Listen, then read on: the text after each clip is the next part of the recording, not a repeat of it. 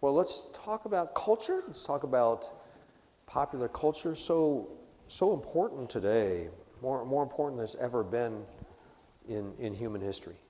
And the reason for that is because increasingly it's the popular culture that affects the world and our children more than anything else. I'm convinced that it is not the Supreme Court of the United States that sets the direction for abortion, homosexuality, all these things.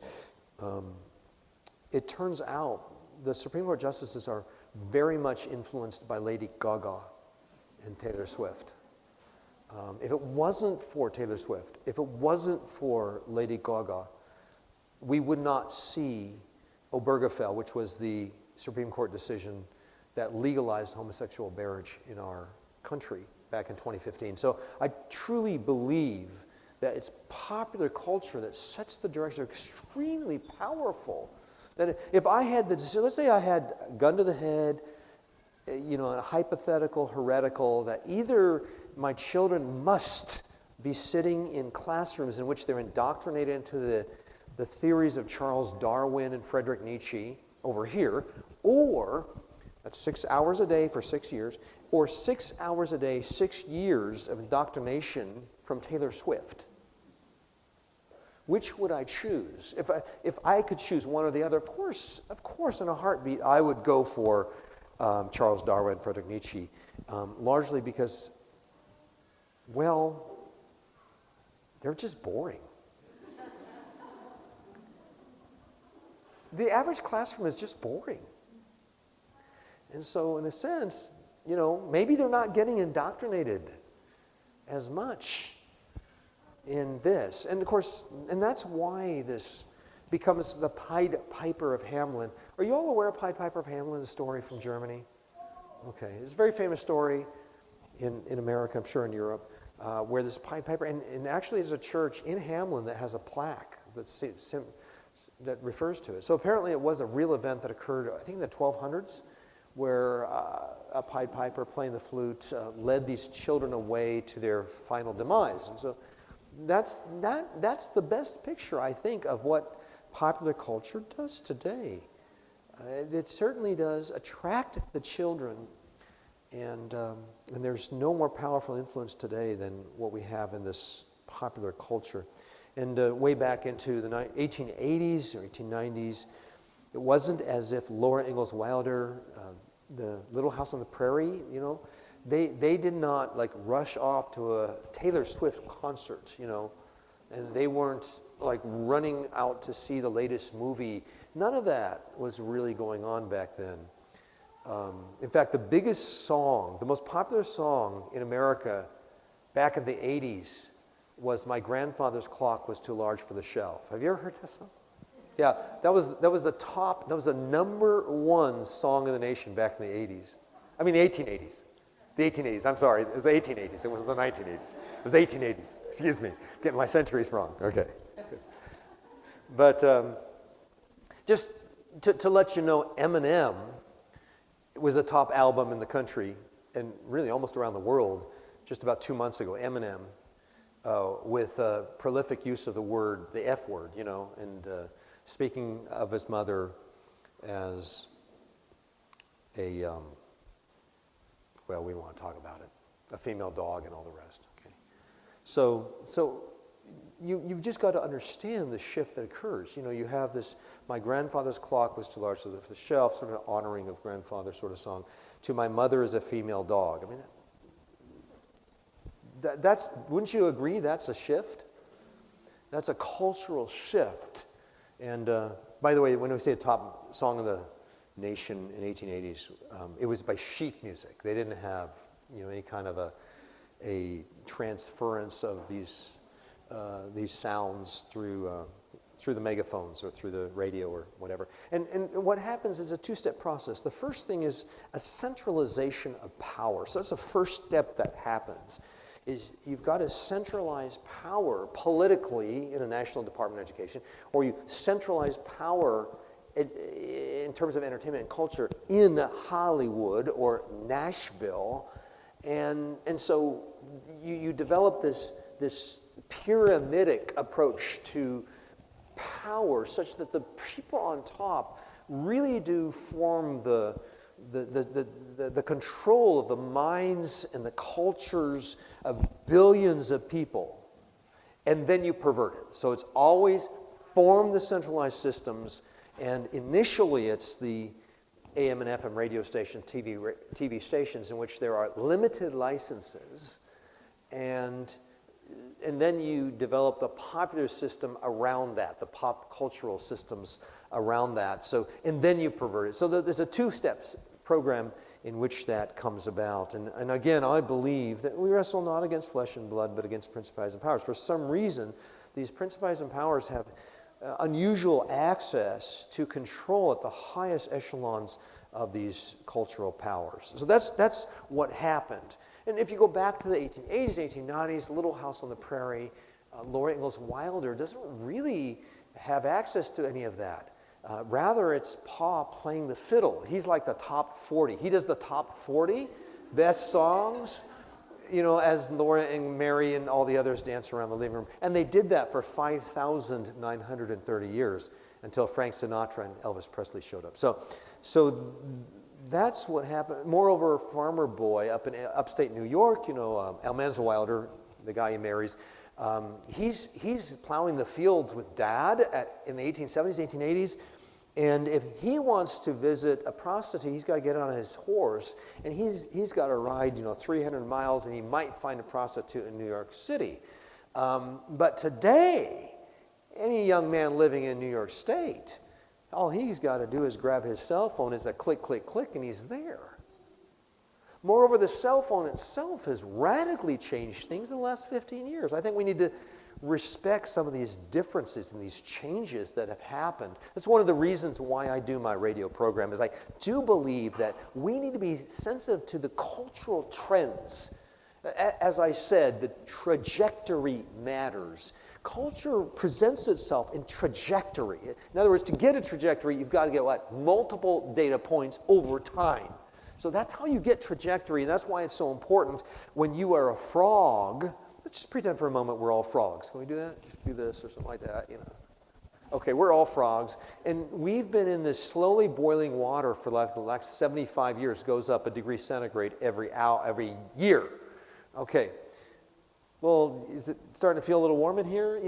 I think it's hitting 99.9 degrees centigrade. It's, we're thinking, my skin's starting to change color. I'm getting a little bit pinkish, well done around the edges.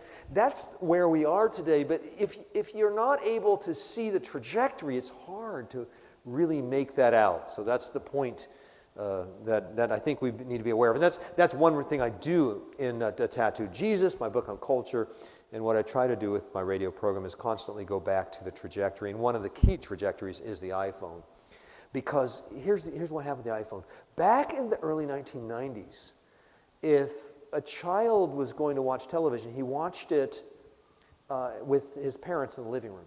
So that's the kind of thing that would happen. And that's true of all your neighbors and the people attending the public schools and so forth. They were watching it in the context of family where there was some degree of accountability. They didn't have total access to every single X-rated movie that was ever produced. So that did not happen. You understand that? And if they wanted to sneak away in the bathroom with a 400-pound television set, it's okay, that's the kind of thing that would happen. Okay. But now 15 years ago, we got the iPhone, the iPad. That's changed the whole game. It's changed the whole game. It's important now for parents to wake up. It is time to wake up and to realize it's a different world.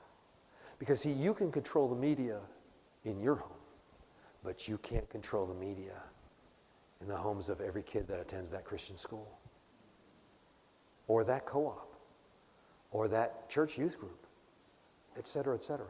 Are you with me here? I think we just all have to be awakened to the differences. Where are we today? I mean, I talk to my son. My son is like, Dad, I'm not going to get on my son have any access to any of the electronics like you did. You were like way too, naive. My son thinks I was naive. And yes, I was naive. I did not understand electronics. But this generation of young people, they know electronics, and they know it's a whole different game. So for that reason, I really believe that homeschooling is going to be pretty much the only option for a lot of Christian families around the world. I think some Christian schools will work, but it has to do with, similar values. Families are going to have to agree on the similar values and such. Okay, so the power of entertainment, I just want to kind of spend some moments on that. I think I did mention a little bit of Disney, was it last night? It's so confusing. I've talked about this stuff for the last, I did 24 talks in the last 4 days, so I was like, not sure what I was talking about last night, but just, to understand that organizations like Disney have really influenced children in such a powerful way. When we were raising our children in the 1990s, we would have all these Disney movies. But then, I started to sniff it out a little bit with Mulan in 1994. Certainly transgenderism is being introduced in the 1990s. And Disney is one of the most pro-homosexual organizations probably in America in the 1990s. So, and I think gained that reputation rather quickly. So everybody understood that they were on board with it. So it shouldn't have been too much of a surprise when Beauty and the Beast turned homosexual in 2017 and so forth. So that's been an ongoing thing. And I've been trying to warn parents of this kind of thing for the last 10 to 15 years in my program. And the sort of thing that happens is you get a movie like How to Train Your Dragon. Everything's good for the first program. And then Hiccup's mentor exits himself as, or comes out of the closet as a homosexual with the second edition of it. So that's the kind of thing that happens, is that you develop this heart of affinity to that particular approach. You begin to love Disney. Disney becomes the thing we love so much. We have so many Disney cups and T-shirts and toys and such laying around the house, and you tie your heart around these certain productions that Disney has produced, and then in the sequels they start to introduce other aspects and introduces some pro-homosexual material and that sort of thing. And so all that to say is just to realize, first and foremost, that we are much more influenced by popular culture today than we are by pastors and parents. Pastors and parents are pretty much irrelevant, but only if you send your kids to the public schools. And the reason for that is the social revolution produces the cultural revolution. So these revolutions are really playing off on each other. So the social revolution, Almanza Wilder was not so influenced by peers only because he was homeschooled or raised in one-room schoolhouses where, you didn't hang out with the people of your age. You didn't develop this teenage culture, these definitions of coolness, these cultural approaches to music and dress and everything else, because that's what your peers do, and your peers receive that from the pop culture itself.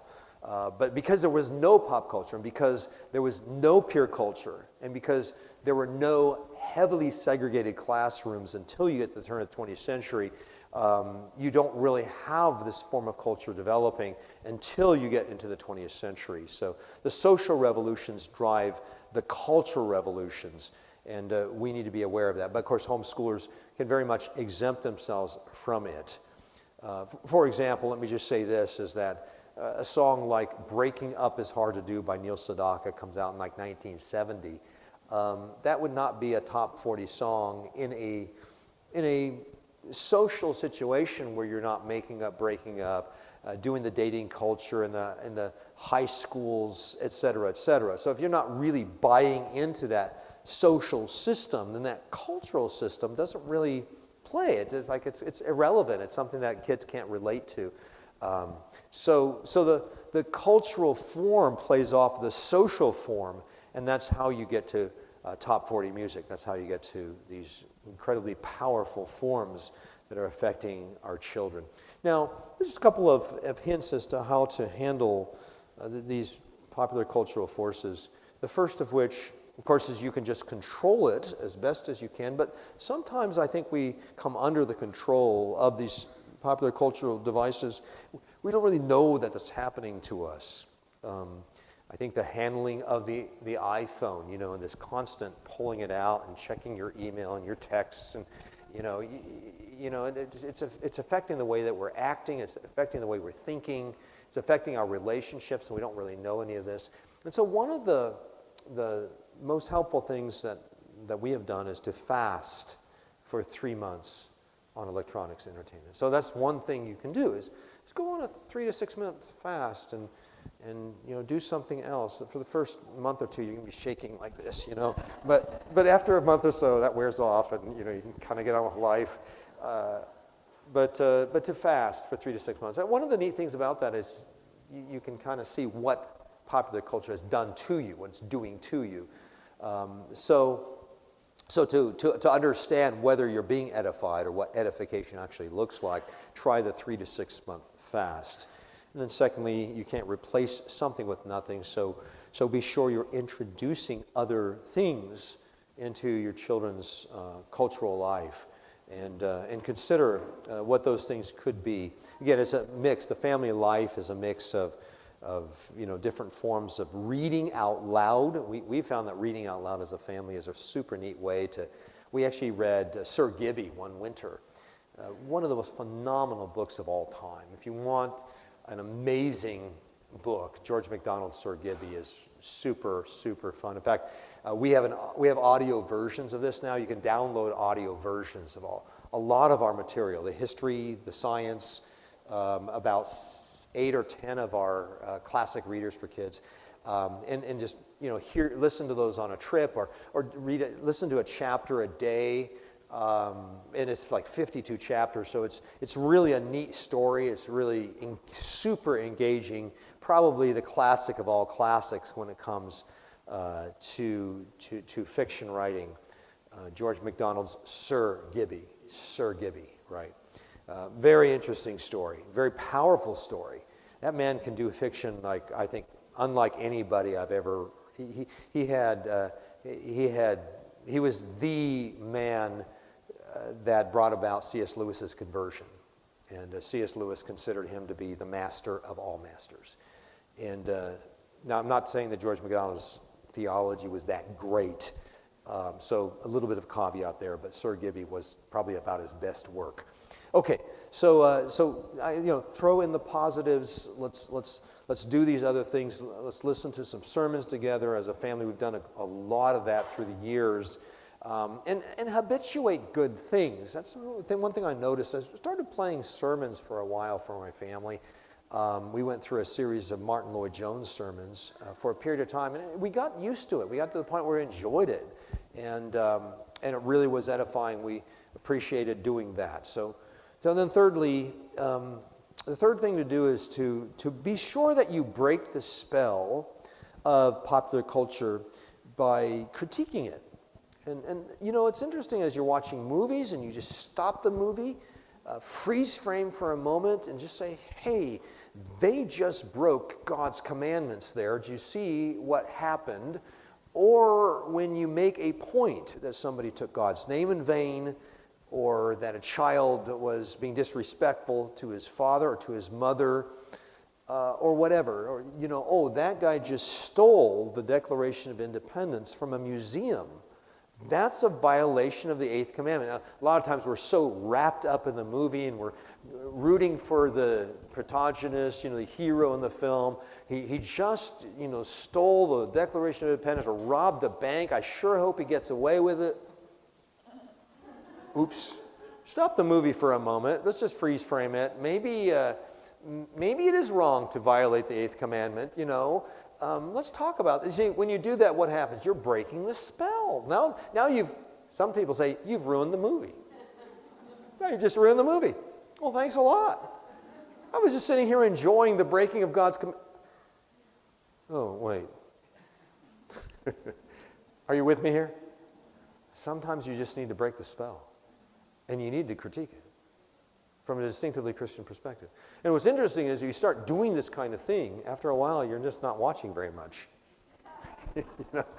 You find it's not quite as engaging as it used to be.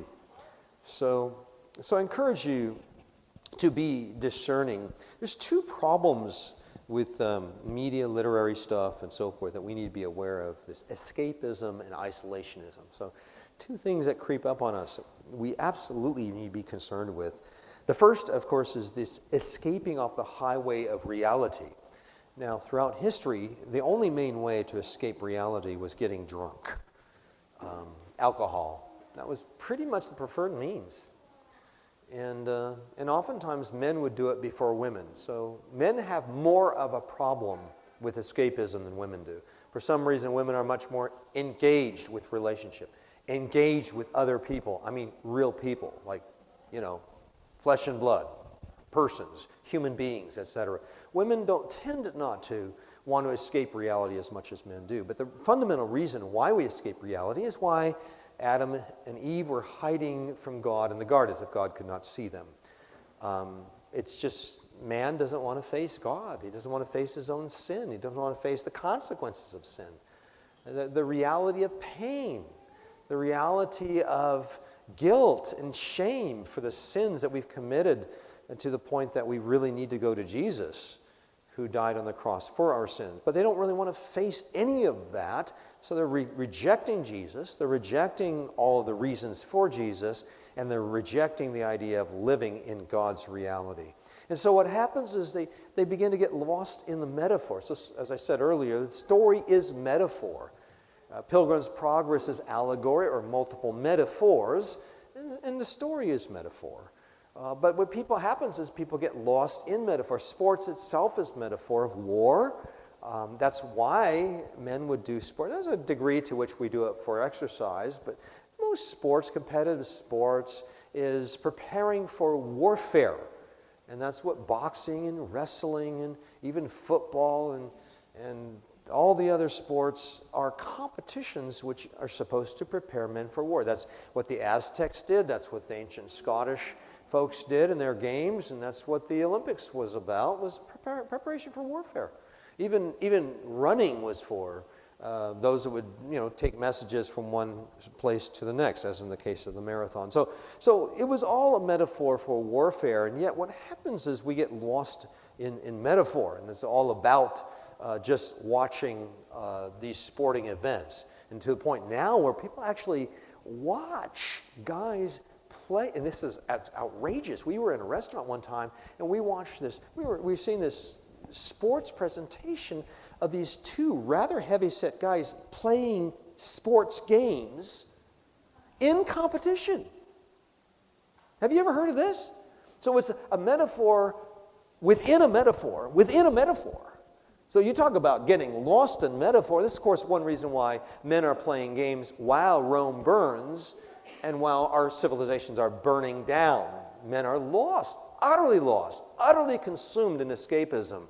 And I think to myself, an illustration that has, I think, always helped me. And you think about, a battle scene that's going on, much like the Battle of Helm's Deep, where, this handful of men are fighting off the tens of thousands of orcs descending there on Helm's Deep. The women and children are in the back, and they're defending it with their arrows and their battle axes and trying to, fend off the tens of thousands of orcs descending down. But imagine for a moment that there's a 17-year-old boy playing the games Helm's Deep in the back of Helm's Deep, and he's just made it to the 17th level. Yay! So here's this handful of men defending Helm's Deep while this kid is in the back of Helm's Deep, finally reaching the 17th level of his game, Helm's Deep. What are the men going to say? Get your rear end out here and start fighting to defend the women and children in the reality of the war that's actually going on right now, in real reality. And so that's exactly what's the problem with most young men, is they're not sober and they're not awakened to the reality of the world in which we live, in which we're fighting physical wars against the tyranny of the day, in which tens of thousands, if not hundreds of thousands of babies are losing their lives, and the spiritual warfare where our families are constantly being surrounded by these demonic forces, and we need men to step out and put on the whole armor of God and start defending and praying and bringing down God's God's power to overcome these enemies. Again, this is what we're dealing with today, is that men are lost in the metaphor. And in the process, so much of our families, our churches, and our society is just being demolished by the enemy. And so what we need is for men to wake up, to realize there's a real war going on. I'm not opposed to watching some movie of, 25 men fighting off tens of thousands of orcs. I have no problem with that. But man, after the story, after the metaphor, let's go out and start fighting the bad guys. Let's set ourselves up against the tens of thousands of orcs and really engage the war itself. But instead, these guys are lost in their sci-fi and their fantasy and their movies and their games, and it's a disaster. So this escapism, and the question to me is there a sense in which the metaphor is reconnecting us with reality? Essentially, J.R.R. Tolkien wrote a book called On Fairy Tales, where I talk about it in my book, The Tattooed Jesus, where he actually says the purpose is really to re-engage the mind in real reality. That's the idea of the metaphor. It's supposed to do that. But sadly, as we watch our children, how they interact with it, they become addicted to it, and then they use it as an escape hatch from the reality of God and His world. So that's the question. It's a question of whether we're escaping or not. Now, there's another element of entertainment, which is isolationism. In fact, the most popular song of all time, according to radio, I was in radio for a long time as a disc jockey, playing different formats, but the number one most popular song of all time, as requested on radio stations in our country, is Can't Get No Satisfaction. And Mick Jagger comments on the song itself. He says, the song is all about isolation. It's isolation of modern man, isolated from himself and from others. And that is the worldview of the modern age. The worldview of the modern age, as expressed in culture. Now, there's perhaps other worldviews, but this is the one that's preeminent, at least in movies and very much so in music as well, is John Paul Sartre's existentialism, which is, as he defines it, a hell is other people ideology. And that's expressed well in his play No Exit. But the idea is that man must isolate himself from all others. Isolation is the message, and it becomes the mode that best expresses the message of modern life. And that comes through the earphones, through the earbuds, the isolating oneself in his own existential existence, apart from all others. And so the experience is one of isolation itself. So isolationism becomes the zeitgeist or the spirit of the age. And it's not healthy at all. In fact, the ultimate isolation, the ultimate de-relationalizing of a young man is his addiction to the licentious websites, in which he reduces the most important relational aspect in which one person created in the image of God comes to know the other person created in the image of God. He takes that and he utterly destroys human relationship by this form of self-engagement. I don't want to describe too much of what happens there, but please understand that this is one of the saddest and most horrible things that could ever happen to human beings on planet Earth. And that is the self-absorption of these licentious websites and this addiction that has so afflicted about 80% of young men in our churches today. It's terrible. So this is isolationism. So we're trying to dig into, what are the fundamental cultural issues that have so afflicted us. And it's that escapism and isolationism. And so we as parents are concerned about this. Now, biblically, just for a moment, what is it? What is entertainment biblically?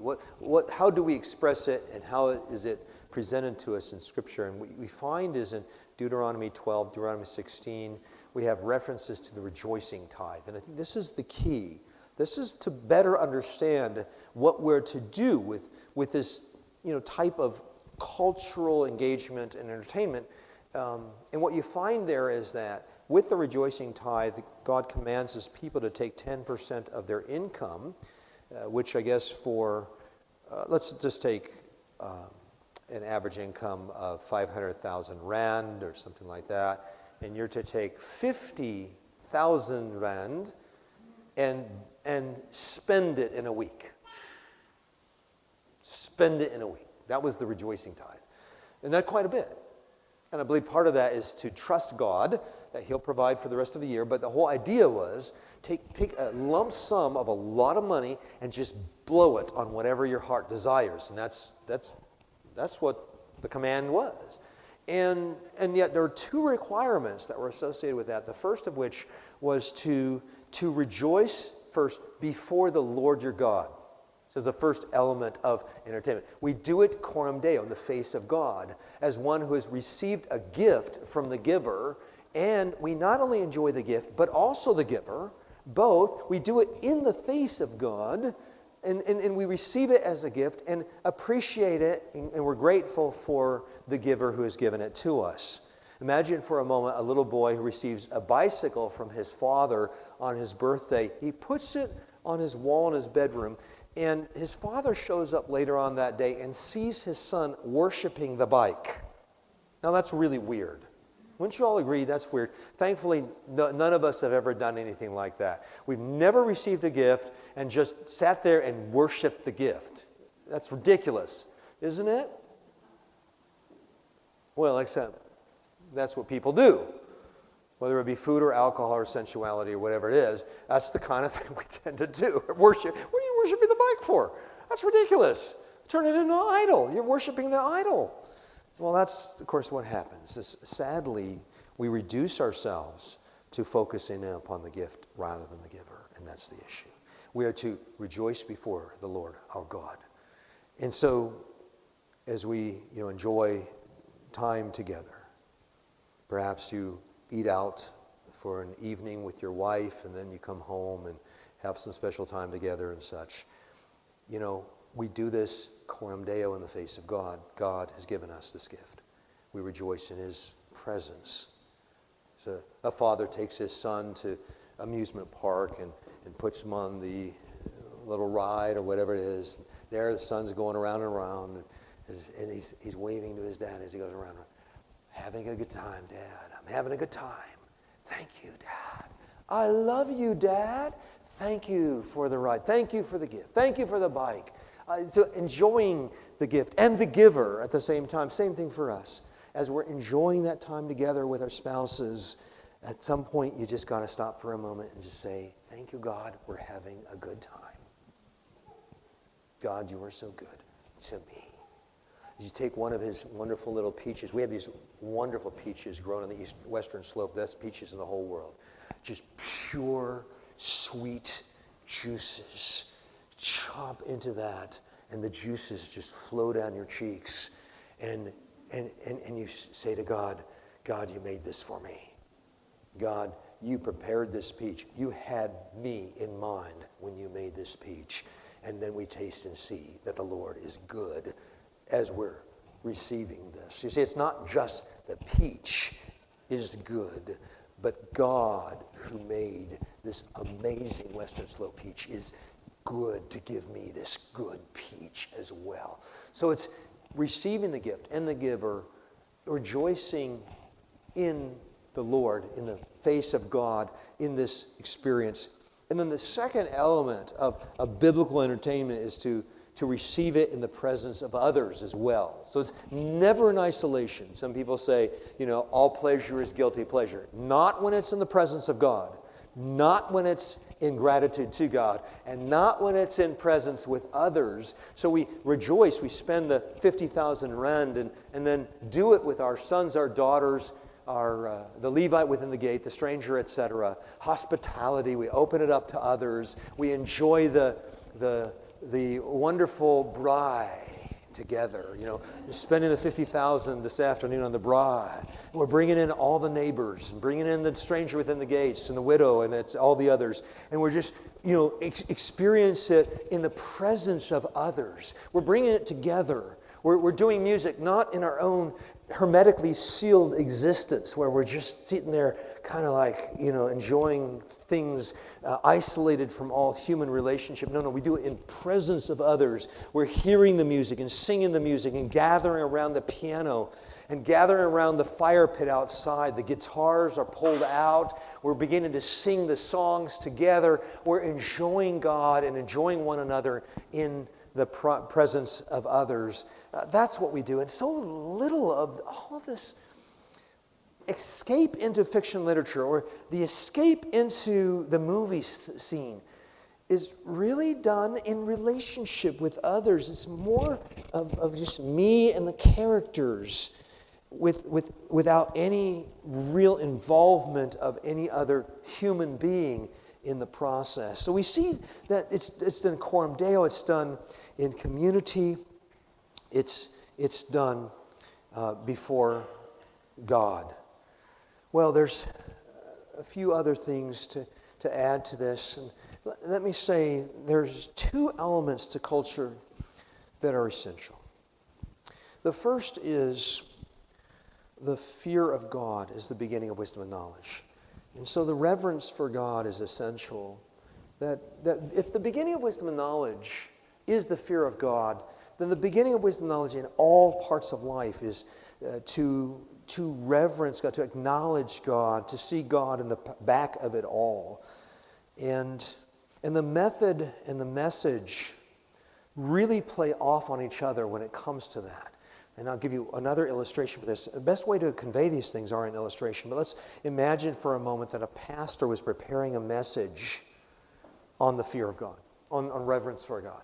Okay, he's doing Proverbs 1:7 or Hebrews chapter 12 towards the end there, whatever it is. And so he's working this message, and this his music director comes in. And he says, okay, Pastor, I've got the song for you. This I think is going to be really working well with the theme this morning of the fear of God, the reverence for God. And so he jumps up on the pastor's desk and he just starts hauling away on his guitar and kind of stomps on the desk and he's screaming out, "You gotta reverence the old man in the sky." And the pastor looks at the music director and says, "I don't think that's going to work. That wasn't exactly what I was going for here." My point is that sometimes the method contradicts the message. And we have to be aware of not just the message, but the method itself. So you see, you do a movie on David and Bathsheba, but you have this steamy jacuzzi scene that just sort of messes it up, got the R-rated rating out of it, and Nathan the prophet can't even compensate for that, at the end. He can't quite pull off a "thou art the man" scene, and that just kind of went flat because you had another scene that wasn't quite right. Are you with me here? In other words, the method matters. You take the Mona Lisa, and the guy says, "Help me add one last paint stroke," and puts a mustache, over the Mona Lisa. You're thinking to yourself, that's not helping. That's not going to help. In other words, can one paint stroke or one scene somehow mess up the entire story? You with me? The method, the mode matters. And we as Christians oftentimes aren't thinking in those terms. We have to consider that. Moreover, most cultural expressions are symbolic as well. So consider symbols. Symbols important, absolutely important. If I walked in here with a Playboy symbol on my shirt, y'all would probably say, that's kind of distracting. You'd say, that's not quite right. The preacher showed up on a Sunday, big old Playboy bunny, You're like, no. Why? Because it symbolizes something. Well, no. Now, if he's in a different culture, nobody's ever heard of this, and it's just a bunny, in some, native culture somewhere, they're all thinking lunch, They're like, that's lunch. We're having bunny for lunch. That's what they're thinking. So the point is, when it comes to culture, symbols matter. And oftentimes Christians are ignorant of this, or they're maybe purposefully ignorant. Maybe they're they're not. They're acting like, well, it's just a symbol, no big deal. Well, no, it is a big deal. In America, the middle finger, I don't know if the middle finger is wrong here, but the middle finger in America is just wrong. I mean, let's say someone goes to a concert, some big old, rock concert or whatever, and so one of the symbols that's used in the rock concert, everybody's got, using the middle finger. Now, granted, all the fingers are fine. God made all 10 of them, so we're not opposed to that, right? But the problem is food offered to idols. I'm going to get to food offered to idols in just a moment. That's the problem. The problem is what the symbol stands for. So if you've got like a youth group leader who says, I just really want to be relevant. He goes out to this rock concert, where everybody's displaying one particular finger, and he goes, let's just do this in worship. That'll be cool, We'll just bring the cool thing from the rock concert into the worship. And most of you are going, that's disgusting.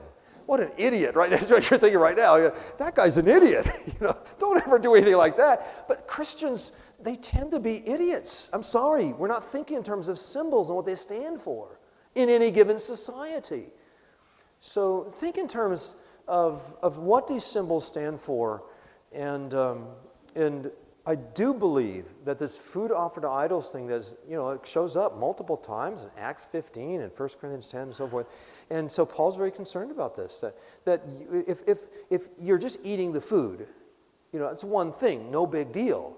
But if you're in a pagan temple and everybody's just sacrificed the food and they're all looking at you, it's what that means. It's the association of that food with that idolatrous action that makes the difference. And this ties into whether to attend a homosexual wedding, et cetera, et cetera. And I've used these illustrations many times on my radio programs. Like, if you don't understand this principle of food offered to idols, you're going to be pretty much useless when it comes to cultural discussions. Okay, so these are some of the things to think about, to discern, to consider as you are involved with music, motion pictures, and other forms of cultural devices. I hope this has been helpful. It's just kind of run through real quick. I wrote a whole book on this called The Tattooed Jesus, which it's an introduction. It's all it's intended to be.